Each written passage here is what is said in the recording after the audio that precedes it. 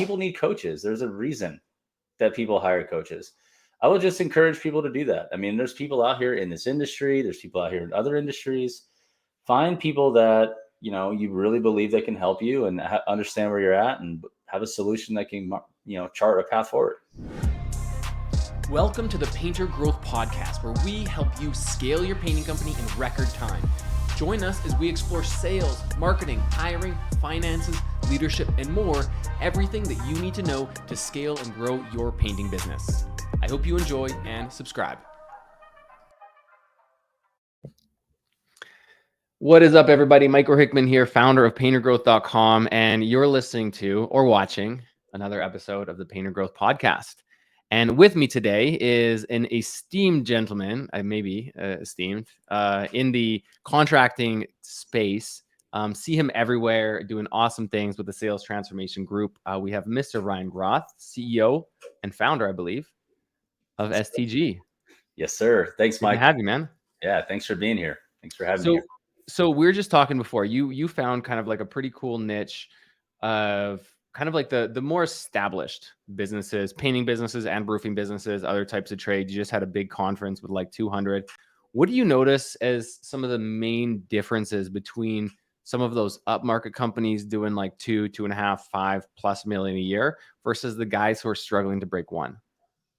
Yeah. So I'd say, some of the biggest struggles are, they've been in business maybe a little longer, but they've been focused on doing a good job and operating. I think that the companies that we work with that do really well, that are a little bit more upmarket, have cared about the customer. They do a great job. They didn't get out over their ski tips financially. They didn't go too crazy when they started making a little bit of money. And I find that they have a good book of referral business, and they may not be the most sales competent or the most defined sales organizational structure.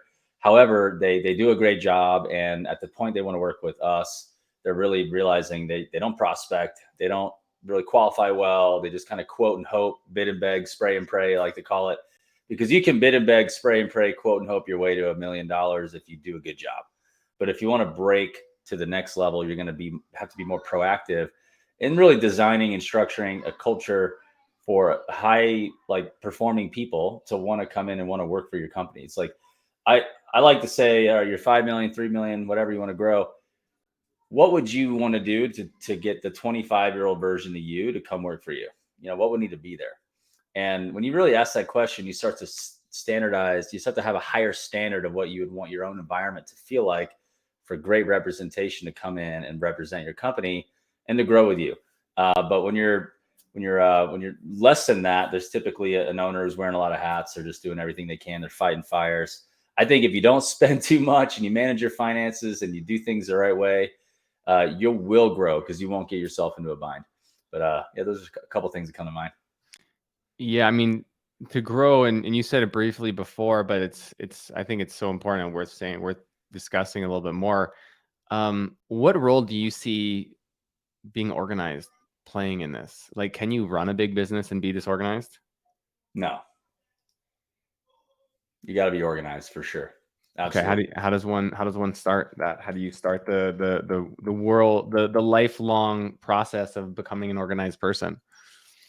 Well, you got to ask yourself, are you organized or are you not organized first? Because I think there's some owners who are organized by nature. They're really good. They don't have that creative gunslinging mentality, but I'd say 7 out of 10 are gunslinging. Let's go. I'll figure it out, say yes, and build it later. That's how I am. So I think that I'm a big fan of different operating systems. I love EOS. I love different systems out there. And you need somebody who can keep you sane, keep you focused, get guardrails on. But it really starts with the vision of the company, the leader, and where do they want to go? Where do they want to take this thing? And what is the vision? Is it a multi-generational business? Is it I want to build it and flip it? I want to get involved with the private equity game and have a great EBITDA and sell it off? Do I want to be able to, what do I want to do? What kind of lifestyle do I want to lead? How do I want to affect the community? You have to start with those questions. And I don't think a lot of owners in painting start their business thinking about that. I think they're just like, look, I'm trying to make some money here and I might as well do it on my own. And I don't want to work for that guy anymore.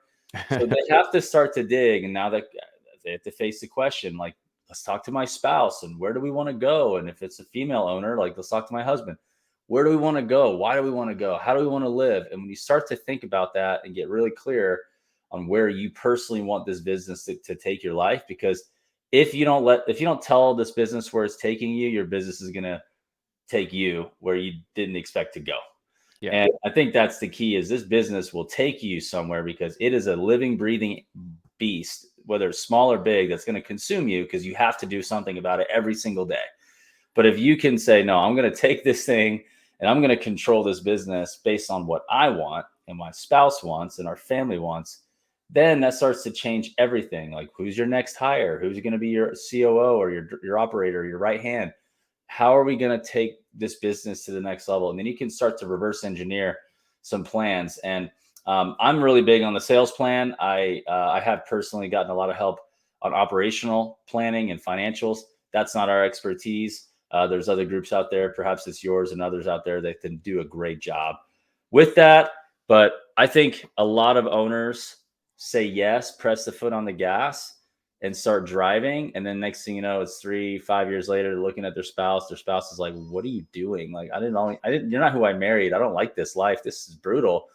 And you don't know what to do because you're doing everything you can to do what you know how to do, which is make money and try to provide for your family and just keep putting out fires. And so I think that you have to take some time to really zoom out. And I think every single one of us listening to this have that ability to do that. We have the ability to create a plan and a vision of what we want, and we can leverage the asset and the vehicle of this business to help us succeed. And that's what I love about business, is once you grab hold of it and control it, and it doesn't control you, it can be very fulfilling and very rewarding. But you have to start with that, because if you don't have that in mind, it's just going to drive you wherever it wants to take you. And if most of us care too much to just let it die, so you're just going to hold on for dear life, and you'll probably make some money along the way, but it won't be what you originally hoped for. I really appreciated, like you mentioned, having a vision and like a goal. Where do you want to go? And I think, just like you said, most tradespeople get into business because they're sick of their boss, or they think they can do it better, or they want to make more money, right? Yeah. And you just start producing work, booking jobs, doing jobs, booking jobs. You grow a little bit, you hire some people, you just kind of keep going. But if you don't have a direction of like what are your guiding principles? What are your values? What is that end destination to drive your decision making? Then you're going to end up making short-sighted decisions that don't actually bring you to that endpoint at all. Yeah. And if you look at like what teammates, you're never going to get there without a great team. Okay. But I can tell you, if you're a great visionary leader and you have those things laid out, you can attract some really beautiful people, amazing people in your company, and you will win if you have a great team. And the Maslow's hierarchy of needs is something that I reference often. If you look at that and just Google it, like, what's the Maslow's hierarchy of needs? Okay. I can promise you, if you're looking at that right now, you're only going to hit the first couple, right? You're going to have this place that you created, XYZ painting business, and you're going to have some physiological need met. You're going to have some safety, right? People just need overhead. They need to be able to like have a roof over their head, is what I meant to say. They could feed their families. Great. Well, you're never going to keep them, grow them, or attract more talented people who can take your business to the next level, whether it's salespeople, sales leaders, production managers, whoever it may be. Those are the people you want wearing your shirt, dude. Those are the people you want wearing your shirt. And they need to feel self-actualization and an identity connection to your business. Identity connection. And it sure as hell ain't a painter identity. It is, what do you stand for? What do you believe in? What do you get back to? What are you going for? Who's the person I'm identifying with, or I will identify with them when I become that person, right? I know you got a ClickFunnels guy, right, behind you. I have one of those. I used to run a lot of ads. I've been toning back the ads, doing more organic. Yeah. But ClickFunnels, I mean, Russell Brunson does a great job with this, this identity cultish thing where people feel connected. Hey, my back's against the wall. I got 30 days. It's make it or break it. What am I going to do? These are the people. These are our tribe. This is who we figured out with. This is what we're going to do. Like, your company, I'm not talking to you, Mike, which I know you're doing with your movement. But if I'm talking to the painting owner right now, I got to tell you, who you are is either going to attract or repel the people you want. And if you are a person who's sound in their mind, they're growth minded, you have a beautiful family, you take care of yourself, you do what you say you're going to do. You are like literally becoming the person that other people would want to become, and you yourself want to become, and you're growing. You're going to attract incredible people, because that is a rare thing. The say-do ratio is low out there in the marketplace. Leaders have messes, they're addicted, their families are jacked up. And there's nothing wrong with someone having gone through a divorce, okay, or whatever it may be. But if you look deep down at what people really want, they want to feel like they can call a place home, and they want to follow a leader that they really want to follow, that they can see themselves following a long time. So you have to get past this. You're never going to get past $500,000 or $1 million and scale steadily unless you start to become the identity in which other people would want to become. And I really like that. I think that's so like overlooked these days, is like becoming that person who is someone who can be followed. You're not just going to put an ad out and attract the best painters that are around, right? Or the best employees, or the best production manager, the best salespeople. Like, you literally need to become someone who people want to be like, and be around, and be near, and learn from, and be that leader. Yep, 100%. So what have you seen in terms of, like, one of your clients who maybe came in not being that person, but wanting to become that person? How does someone go about making that shift? And like, what's an example of something that you've seen? Yeah, I mean, I've seen this happen a few different ways. There's a company in the painting industry in Northern California who was doing about 2 million a year, which for some companies that's fantastic. But he's already been in business like 15 years, so it's not like he was 2 million in 3 years. He's 15 years later, he's doing 2 million in a high income area. So, but he basically said, well, first, I want to be better at sales, and I need to be a better sales leader. So he became somebody who trained himself in sales, because if you want to attract salespeople, and they are going to have confidence knowing that they're going to be great at sales based on how good the salesperson is at the top. And so the salesperson at the top, the owner, is selling when they're recruiting, is selling when they're selling deals, and they're bringing on customers, they're doing all kinds of sales. So when somebody looks up to that owner, so when this person, he became a sales master, used our system, our training, became more accountable, started getting coached, became better at sales management, he started to see massive increases in his deal sizes and his margins. So they actually sold more with the same amount of leads, because they improved their closing ratio and they improved their margins. They sold more value. And then he got to a point where he had enough revenue and enough confidence in his flow and his momentum. He hired a full-time sales manager, and now he has stepped up from sales manager, who sold and now managed and led and coached and trained his team, to now has a team in which he's got a sales manager. And so that sales manager now has his team and his culture that's built upon what he started. And so now he's traveling more, and he has freedom, and he's building, out more networks to grow himself personally. And he's, his relationship life has gotten better, and a lot of things have improved, because he has, mastered a certain skill set and demonstrated a personal leadership style that has attracted great people. So that's one example. And he went from, the $2 million range I know, to finishing this year around 10 over the last 3 years. So just seeing a steady increase. It's pretty powerful. Yeah, that's huge, right? I think that speaks volumes for like what's really possible. A lot of the times people will set a goal for themselves, like a stretch goal. Say they're just getting started, and they go to that, like, hey, I want to get to 2 million. Mm-hmm. And then they claw and grind and figure it out, and eventually get to that $2 million mark. And then they realize that, oh man, 2 million a year is like, this is just a speck from what's possible, right? Then your goals change, your who you compare yourself to changes, and then that never really ends. Mm-hmm. Right? You hit 10 million and you're like, wow, well, there's a $50 million business just down the street from me now that I'm looking at.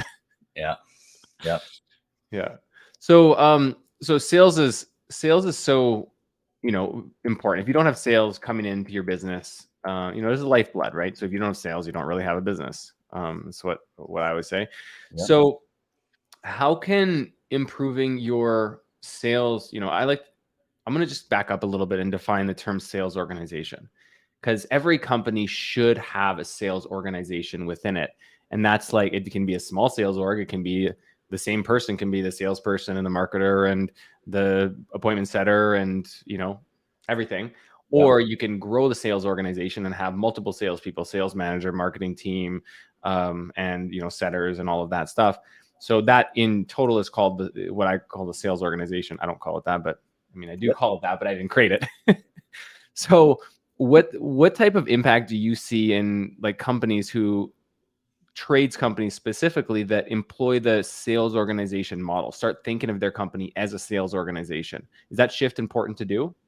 Absolutely. So now you're basically saying, hey, I'm a sales organization that happens to be painting. So just take painting aside and you said, I'm a sales organization. I'm the best sales organization in my market. Take painting away, right? I just happen to do painting. What's the first thing you think of, Mike? Hey, the best sales organization in your market. Take painting aside. What do you start to think about? What are the things that start to embody that?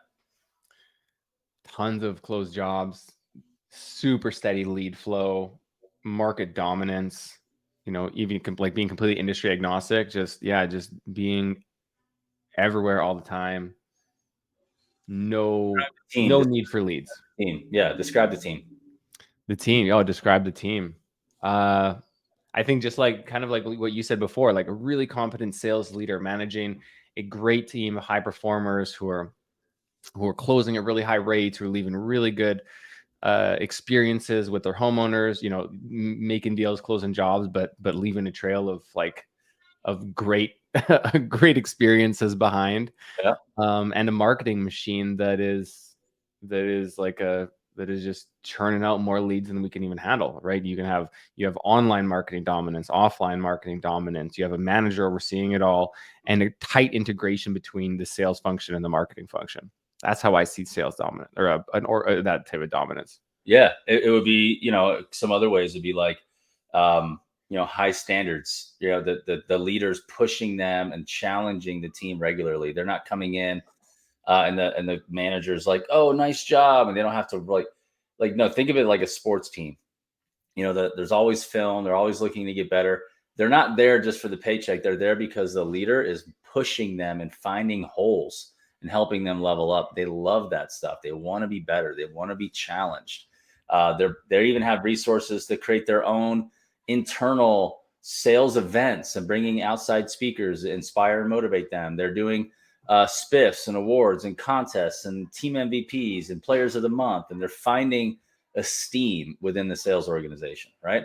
So you just think about all those little wrinkles. The way I like to look at it is the sales organization, if they're remodeling a house, is often the back bedroom that nobody goes into, there's no sunshine in there. There's not space for a lot of people. It's not a place that's welcoming, right?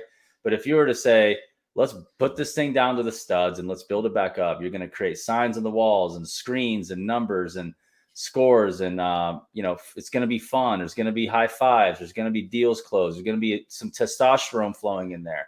And it's going to be a fun place where winners want to be, right? That is what is missing that I want to fix, because that's all I'm saying. Like, that's the thing that's exciting. I want to make this industry attractive. Like right now they're going to tech companies. Talented people are going to tech companies. Talented people are working in healthcare. But you know what's the most freaking awesome industry that was essential, that checked a massive box through COVID? You know what? Private equity is coming in because they see that this passed tests of massive worldwide, challenges with things like COVID and no matter what the economy is, it's always going to be around. People are always going to need to make their homes better, always going to want to live in a home, is this industry. Okay. So this industry is not going to just get worse. It's going to get better. It's going to become more challenging. And if you want to survive, and not just that, make a great living, build a freaking awesome business, you need to start thinking this way and putting on this lens of, we're a sales organization that happens to do painting. That right there will change everything. Because if you can fall in love with sales, fall in love with leadership and negotiation, and just know people, you're never going to lose. You're always going to win, and you're going to make money the rest of your life and never fail. That's the key. And I also want to throw in there, I love that you have a lot of leads, but I also want to say that sales organizations know how to find their own leads. They know how to prospect. They know how to brand. They know how to ask their neighbors and get referrals. They're not just drunk on leads, just waiting for the next company.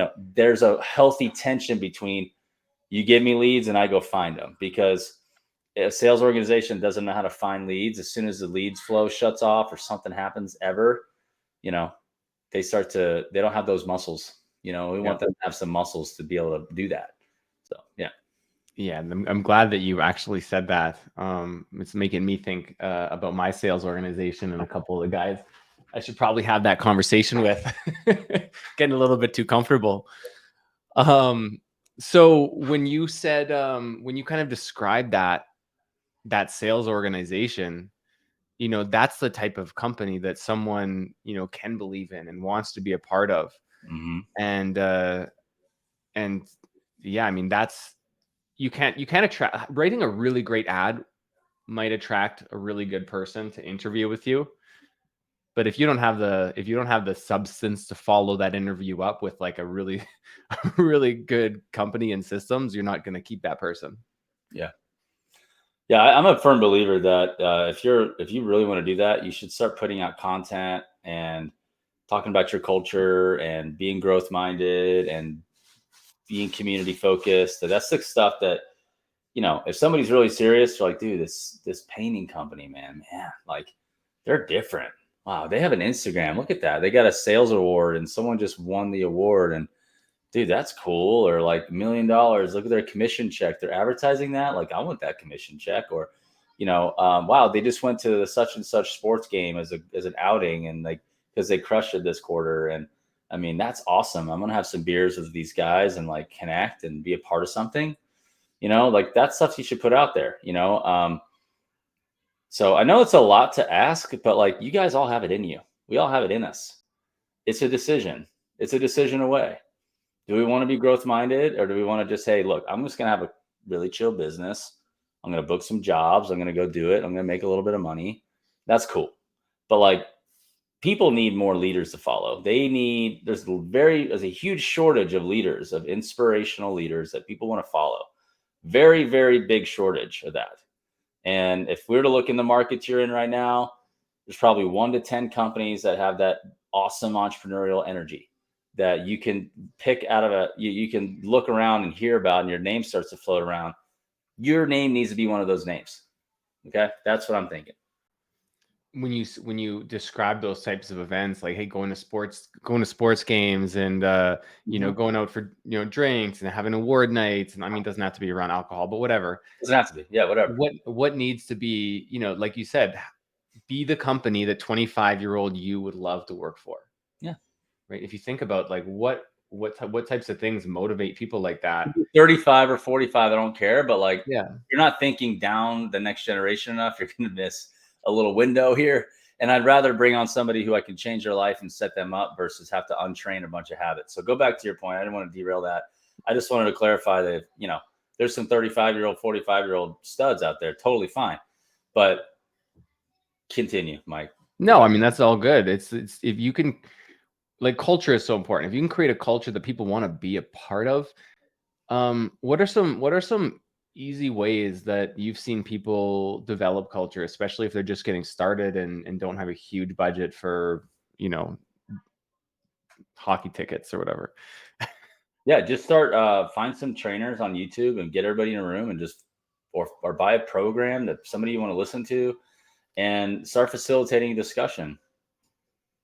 Just watch some videos and say, what does that mean to you? Let's go. And then just because when the word is spoken and it's sitting there in the room and it's got some juice to it and you just choose to ignore it, now they're looking at you saying that he chose to ignore it.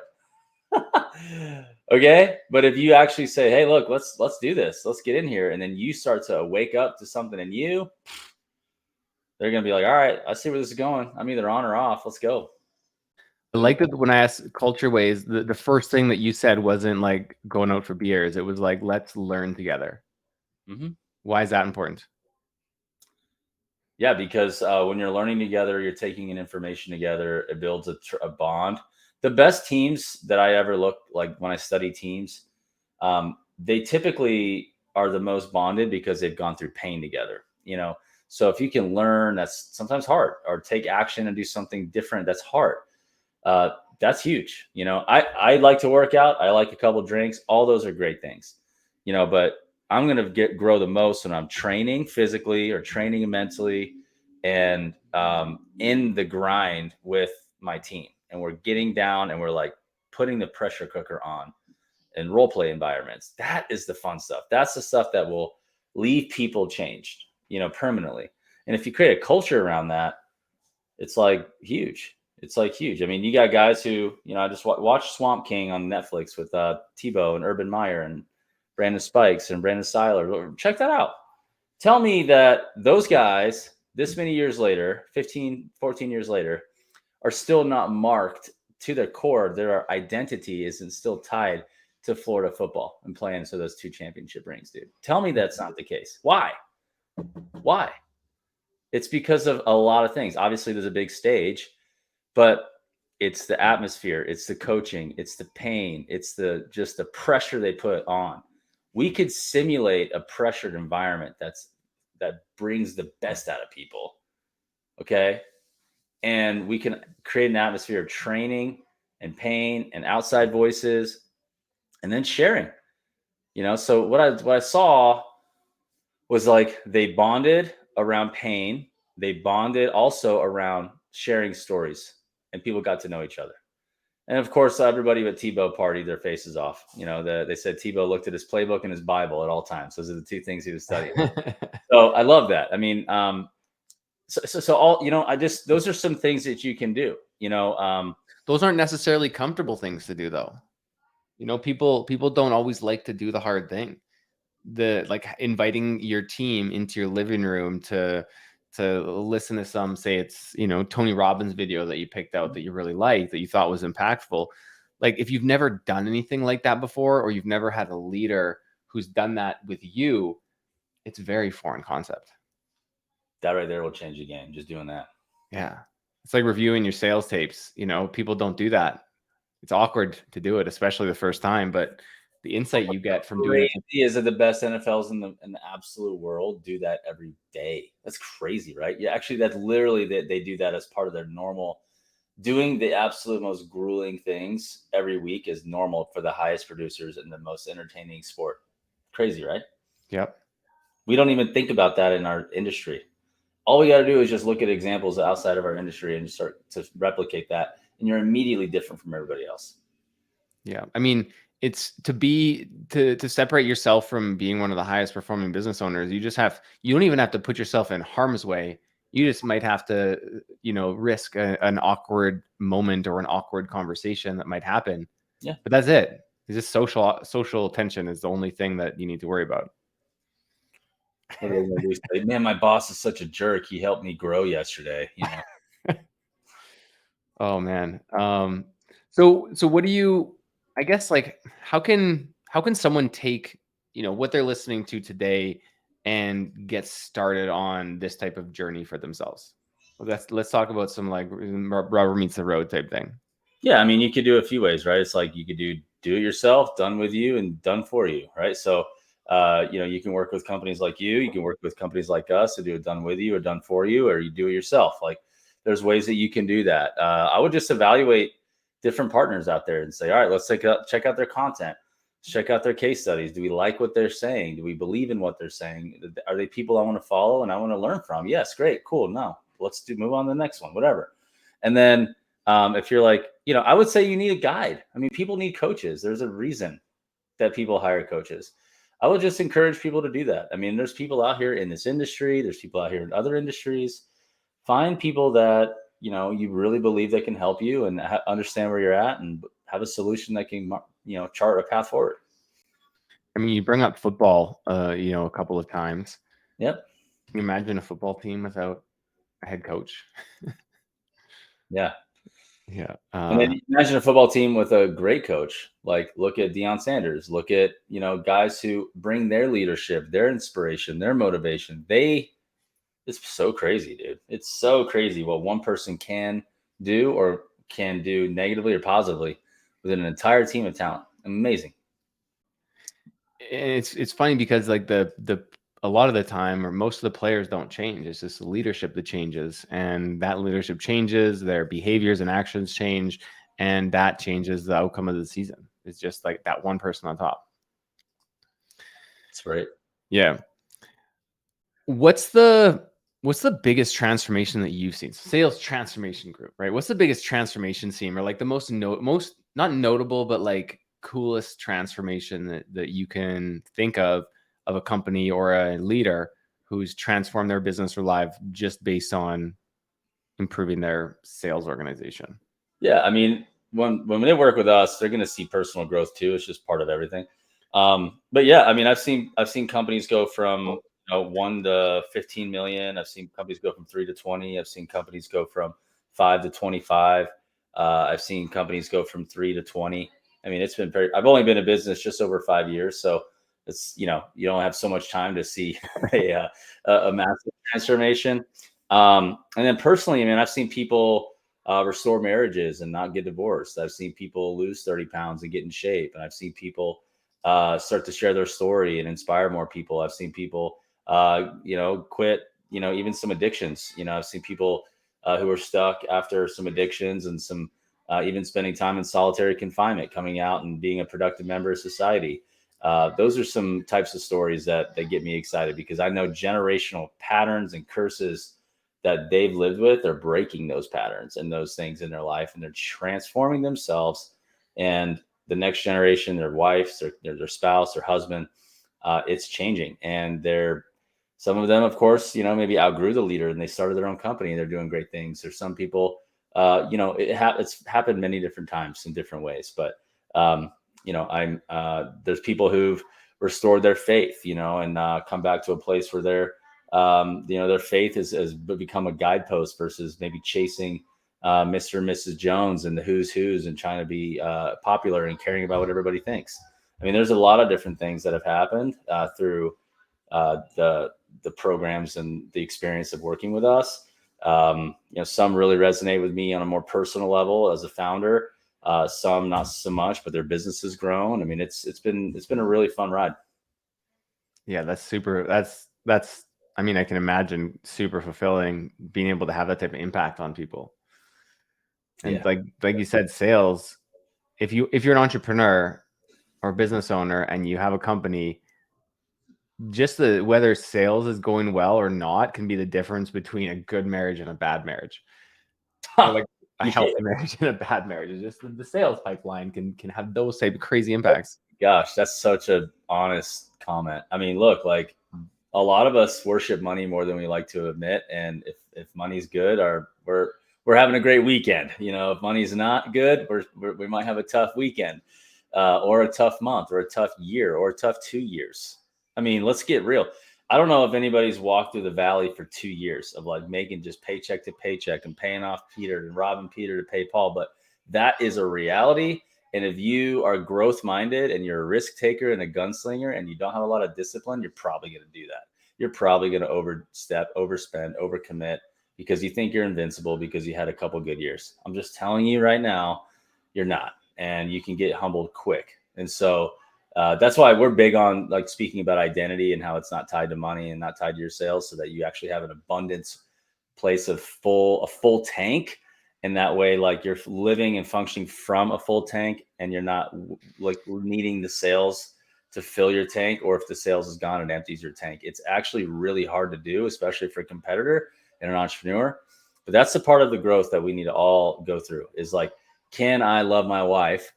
Can I love my kids when I am a negative as of yesterday and I had to like hurry up and get this check and deposit it and then pay off this credit card, and half of that's credit card balance and I only have 5K left and I hope we have a good weekend sale. I mean, whatever it may be. And I'm dipping into the line of credit. Can you still love your family really well? I mean, that's the kind of stuff we all got to level up from, because if we can do it then the question is, can you do it when your sales are great? Can you still be present, or is that going to take you out and away from your family? I personally still am walking through that journey every single day. My wife and I always have conversations about these types of things, but deep down in my heart, if I had to choose my family over my business, I would put my business on the altar in a second. But we all know that we want both, right? We want both. not easy, especially if you're growth minded and you're aggressive and your foot's on the gas.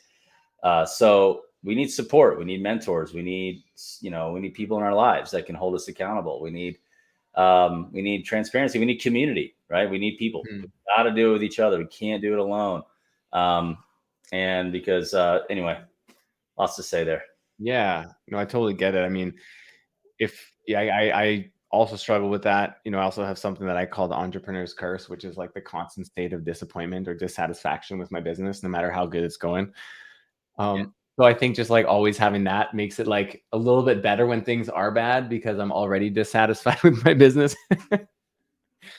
Well, Mike, you're doing a great job, buddy. I love what you got going on. Appreciate it, man. The imposter syndrome never goes away. So for a small business, I want to do three little levels here. For a small business, someone say doing less than 500K, what are like the top 3 things that they should be doing right now to professionalize their sales organization? Well, before any of that, get your finances right. Get a good CPA. Pay your taxes. Don't overspend. Live frugally. Please don't get crazy. Okay. Just because you had a good month doesn't mean you need to go buy a Jeep Wrangler cash, which I've done twice and I shouldn't have. Okay. So don't do that. Okay. Be financially sound. Okay. The next thing, get a CRM. All right. Get a CRM, track every lead. And if you have enough money to have an admin, put that in for you. Great. But you need to track every single lead and follow up with your deals, because 80% of sales are made on the 5th to 12th contact. Yes, there's going to be multiple touch points before you meet with them, and then the proposal and the close. Don't email your bids. Present your bids, your presentation, present your solution in person, and try to get your daggum estimating process a one-call opportunity. And before you go out there, make sure both decision makers are there, and you can do some pre-qualification on the phone. Get both decision makers there and get this deal done in one time. You don't need to space it out, email, this and that. Your close rate is going to drop, and your inability to upsell value is going to drop when you just email and you don't sell. Okay. Yeah. Sell it. It kills me when I talk to contractors and I ask them about their sales process, and they're texting or emailing the quotes the next day or a couple days later if they get around to it. Oh, I need to do the numbers, so I'll do the numbers when I get home. You missed the boat. Figure it out. Get a solution. I don't know what, I mean, there's softwares out there. I got Estimate Rocket, are friends of ours. There's, our friends at Sumo Quote we have different friends out there that I'm sure you do too, that you can get this done. It's not that complicated. Get it done. Go to the driveway. Hey, Mr. and Mrs. Jones, I'll be back in about 15 minutes. Just going to put this together and recommend a solution. When we get back, I'd like to present those to you, and you can let me know if you want to get on our schedule or not. I'll be right back. Sounds good. Here we go. And then you go do it. So that would say those right there will change the game. Just doing that. Yeah. When I was painting, I was doing this exterior quote, did the exact same thing. And I ended up being an hour in my truck doing the numbers. And then I went back and knocked on the door like an hour later, and she opens the door. She's like, "Oh, you're still here?" I'm like, "Yeah, I'm still here. I'm going to pitch you this job." So I didn't say that, but walked in, and like, it was, I don't know, it was a huge job, probably like 20K or something. And boom, closed it. Took an hour to figure out the numbers, but I showed them everything that went into it, how I got the number, what all the details were, exactly what we're doing. Sure. This is great. This is the most thorough thing that anyone's ever showed me. Well, that's great. Great story. Yeah. Okay, that's level 1, right? Level 1 is showing up, doing an estimate on the spot, having detailed quote, being professional, and now obviously having your finances in place and a CRM. What's level 2? 500 to 2 mil.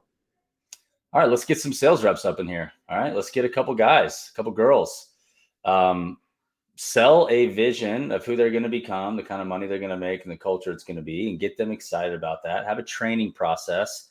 Document everything that you would do. And if you don't want to pay somebody to do it and provide that for you, get a Google Doc and a Google Drive and do some Loom videos and just record certain things that you would do and just put it in an outline. It would take you a day. It would take you a day to do that, a weekend. Put it together and have that as their onboarding. It's going to make them feel so good knowing they're being onboarded. Okay. But then, guys, if you really, this is where people, even if they did that, this is where it stops, right? They don't train. Okay. They don't coach. They don't role play. They don't train. They don't coach. They don't role play. They don't train. They don't coach. They need to do that. Also, you need to run sales meetings and look at the numbers. I saw this on a friend of mine, company that does some similar type of coaching in this space, and they had a great guest on a reel they did, and it said accountability. Okay, is all it is that a word account is to take an account of what's happened or what hasn't happened. Just look at what happened and didn't happen. That's why we want a CRM. How many meetings did you have? How many discovery calls? How many proposals? How many contracts did you sign? How many follow-ups? How many referrals did you generate? Did you get any reviews? Just certain KPIs. Look at the numbers, hold them accountable, keep them going up to the standard. Okay. I would just say that train, coach, role play, hold them accountable to a standard and know their numbers and just do that every single week. You are going to get those people closing more than you did. And then you're going to be like, all right, this is stinking awesome. Right. You will be past 500 pretty quick, real quick. Yeah, I like that. Training, coaching, and role playing. Do you have like for a new rep, what's a good cadence? I think you should run a weekly sales meeting. I think you should do a daily huddle with your team. I think you should do, a one-on-one once every other week. But the faster, the more often you get with them, the closer you are to it, the faster they're going to grow. Ride-alongs are also really powerful. So doing ride-alongs, is going to really help to inspect and see what they're really doing. So yeah, just like observe their estimate in the background. Just be quiet and sit next to them and let them run the show. Yeah, do a pre-call strategy. Hey, we're driving to the meeting together. Here we go. We call it pre-call strategy. So, all right, here's Mr. and Mrs. Jones. Here's what they said on the phone. Here's what I'm going to say. Here's how I'm going to navigate it. Here's my goals. Great. And then what afterwards we do is called a post-call debrief and say, all right, what happened? How did it end? Let's work backward and kind of do some ESPN top 10 or not so top 10 plays and just talk about it. That's so great. Even if you're by yourself and you're in like the 500K or less, doing that pre-call strategy on your own and thinking through what your setup call was like, who this person is, what their needs are going to be, and just being in the right frame of mind for the person that you're going to be presenting to, instead of thinking about a million things and calling the paint store right outside and not knowing what you're walking into. Yep. So bringing on a sales rep or two, sales rep should be able to sell like for painting, like around like between 1 and 2 million, would you say? Yeah, I mean, I think it's going to differ different markets and their tenure. So it's hard to put a number on that, but I think a full-time sales rep should definitely be able to match what the owner is doing while running the entire business. Totally fair. All right, and then and let's go to the next step then. 2 million to 10 million. What does the sales organization look on that type of business? It's just going to be better talent that's better coached with better tools. So recruiting better talent. I guarantee you're not getting a first-round draft pick talent on your first hire. You're going to have my brother-in-law or my buddy from high school. It's going to be an easy grab. Pull them in. Let's go. You're going to trust them, but but you need to hire the 25-year-old person, the 25-year-old you, right? Think about it. It's like that's the person you want to hire. That pedigree, that person that's got some. You could tell they're just a winner and they're just looking for a place to call home. Bring them in. Better talent, better coaching, which means sales management or sales firm like an STG. Get outside training or hired training that's going to coach and not just sell. They're managing, they're coaching, they're leading, they're inspiring, they're holding people accountable. They're spending more and more and more time trying to create individual success stories and having more. Think about this. This is a hack. You and me, right?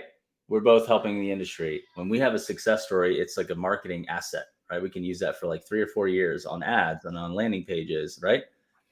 Okay.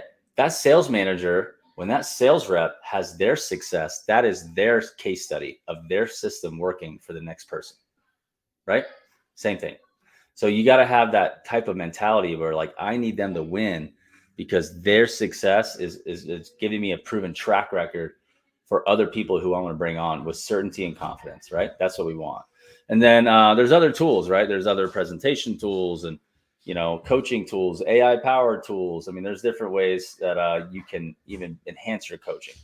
But yeah, that would be just better coaching, better talent, better technology. That's awesome. And I like that because realistically, recruiting is a function of sales and marketing. right? You need to look at that in that route, in that vein. And it's a much higher leverage sales and marketing opportunity than just going after a job. If you can recruit a great marketer and salesperson to drive that sales organization, like that those two hires are worth like millions of dollars to you versus selling one or two more jobs. Totally. The last thing I want to touch on today is motivation. So there's two types of motivation. We touched on one. I want to like compare them both, but basically you have compensation, you have culture. So how do you coach contractors on motivating people through that combination of compensation model and culture? Yeah, we like to call it extrinsic or intrinsic motivation. And it's actually, we do studies on this. 67% of individuals are intrinsically motivated. Everybody wants to make money. They're expecting that, but they want intrinsic motivation, which means they want notoriety, recognition amongst their peers.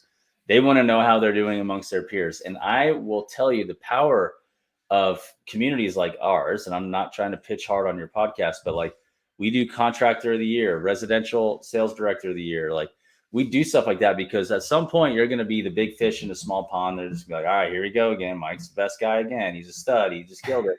Right. And they like that, just industry recognition, getting those individuals recognized in amongst the industry brings so much credibility to your brand. It brings so much power to your company.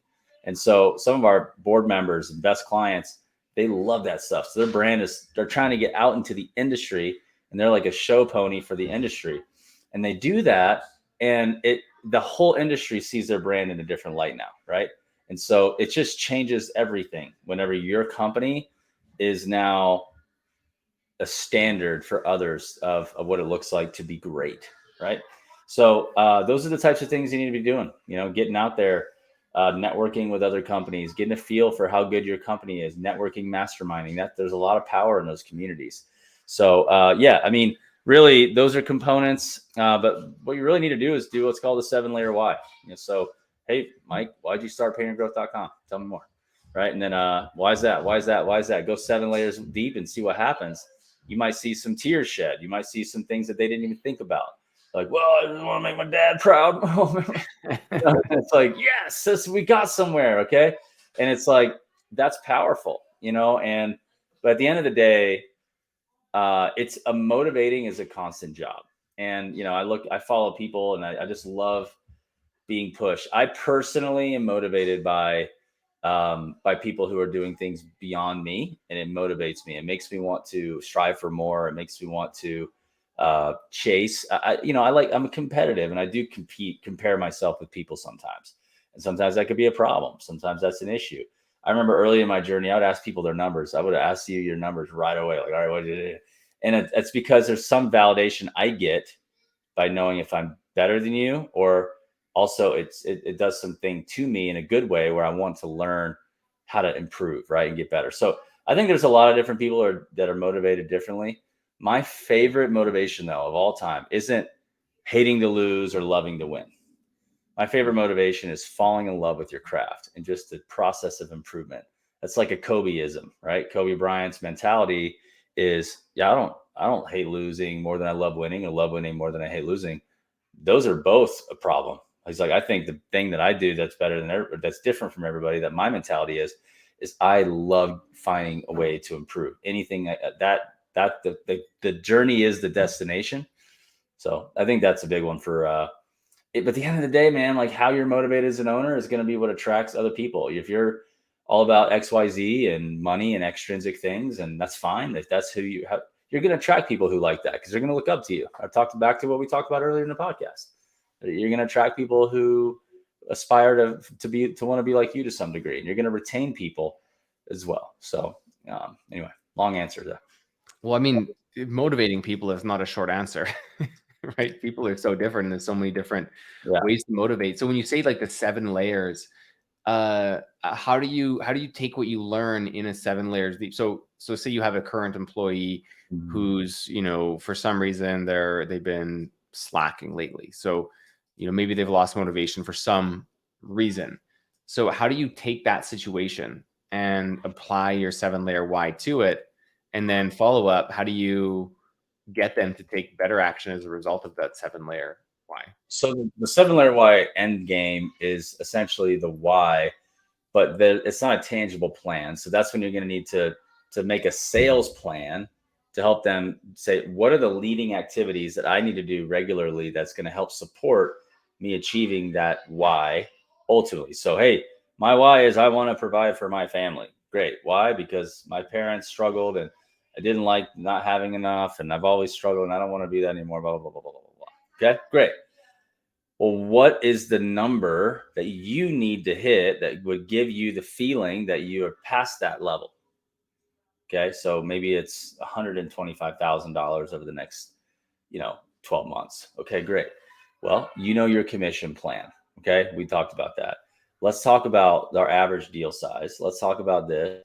And I could tell you that if you do these activities, combining with leads we generated, with leads that you can generate on your own, we hit these numbers and we break it down to a daily and weekly activity, and we hit that, I know everything's going to take care of itself. Plus, if you learn how to sell more value, you get into some commercial work, you get a couple big jobs, what can happen? They're like, all right, so are you committed to that? Yes or no? Do I have your verbal commitment? Can I push you? Do I have your permission to coach you, to hold you accountable, and to help change your life? Because it's not going to be comfortable for you. Yes or no? Yes. Okay, well, get ready because I'm coming. Now, here's what we're going to do. I'm going to make this plan. We're going to document it. We're going to put this in writing. We're going to stick this in a format that I'm going to manage you to. And when you start to get off track and start to make excuses, I'm going to call you out. Are you comfortable with that? Mm-hmm. Yes, comfortable with that. Okay, let's go. LFG. Yeah, I like that. I like the getting them committed, asking permission to hold you accountable. Like, is this, okay, you told me that this is a problem for you. Are you committed to fix this problem? They have to say yes, or else the conversation's over. And do I have your permission to hold you accountable? Yep. Because then when you come back and you're the bad cop because they didn't hit their KPIs or they didn't do the actions that they needed to do, it's like, say they're closing at 22%, they need to be at 30%. It's okay, what have you done to improve your skill over the last 30 days? How many calls have you listened to? How many role plays have you done? How many times have you talked to peers? Like, what are the other actions that you've taken to improve that one metric? Because it seems like that one metric is the only thing in your way of, your goal. Well, hey, I'm just saying it how it is. You said you want to get better, and you gave me permission to coach you. Honestly, I think you're making excuses, and I think you're prioritizing other stuff. Or big call out. Or is there anything going on personally that's distracting you? You want to talk about it? I want to help you. Yeah. Right. Whatever that may be. Yeah, I had a similar conversation with a client of mine a week ago, and or a couple weeks ago, and he said he had a painter that had historically been great, but like for the last couple of weeks, he kind of had a sour attitude, wasn't producing as much, and he's like, "Oh, should I fire him? Like, what should I do?" I'm like, "Have you tried talking to him and asking him what's going on?" So he's like, "No, that's a great idea." So he went and he started talking to the painter. He came back to me a couple of days later. And he's like, "Oh, Mike, I talked to my painter, and it turned out that he was sour because we brought on this new painter, and the new painter was given more responsibility that he didn't have an opportunity to have, and it was just complete misunderstanding." And so we got it figured out, and we talked about it. We reassigned responsibilities, and now he's happy as a clown. Great, just because he asked. Yeah, really good. Yeah, it's really funny. Good. Business doesn't. Sometimes we're so in the weeds, right? We're like, we don't even realize the basic things because we're so inundated with other things. Yeah, it's really good. Like if he had gone down the route of recruiting and hiring another painter because of this sour attitude, that's tens of thousands of dollars potentially in wasted and missed opportunity and so many hours of recruiting and interviews. And you often forget that the people working for you are just humans, and you need to treat them like that. It's not that complicated. Seriously. Yeah. Yeah. So you are the founder and CEO of Sales Transformation Group. Who are your ideal target clients, and how can people kind of learn more? Yeah, so we love working with companies in the trades who are growth minded, who have a desire to grow, that know they need sales help. They're probably lacking a sales process. They probably lack some sort of accountability. They don't know how to manage and lead salespeople or recruit or attract people. They're just kind of stuck, and they know they need help. And that's bottom line is they're just kind of realizing like I'm either hitting my phase of a ceiling, or and I've done everything I know to do, and I just need some extra hands, extra systems that's proven. Work with us, talk with us, see if we can help. We have different levels to kind of meet you where you're at, depending on your revenue and your appetite and your budget and how much capacity you have and your commitment to doing some of the work yourself or needing additional help. So we'll discuss that. You can follow me on Instagram at The Sales Athlete. You can follow me on LinkedIn and Facebook. Just look up Ryan Groth. Our company pages are the same. All Sales Transformation Group, LinkedIn, Instagram, and Facebook. And you could check out our website as well, salestransformationgroup.com. You could book a call, and that's pretty much it. We have very simple, straightforward, powerful programs, different scales and different sizes. And we also have live events throughout the year. And, it's a lot of fun. So, do you have like a minimum kind of revenue level that you typically like to see before you bring clients on, or not really? I would say, in painting, if it's sub 500, we're probably going to be a little bit too spicy for you financially. And you may not have the time. So check out stuff on YouTube and, check out From Afar for a while. But I'd say, the companies we work with in painting, we have the most success, are probably a little bit more established, and, maybe their skills are really loosening. They kind of got a good brand, and they've done a good job, and now they're just getting sloppy, and they're just salespeople can get so much better. And now we're talking about, just percentages and long-term growth. So, yeah. Well, I love what you're doing, man. I've been following you for a couple of years, and glad to finally meet you and hang out. And I feel like we'll be doing this again in the future. Yeah, absolutely. Thanks for having me, and I love what you're doing too. Cool. Thanks, Ryan. Talk to you, man. Yeah. Thanks for listening to the Painter Growth Podcast. If you want to grow your painting business, go to www.paintergrowth.com or click on the top link in the description. Talk soon.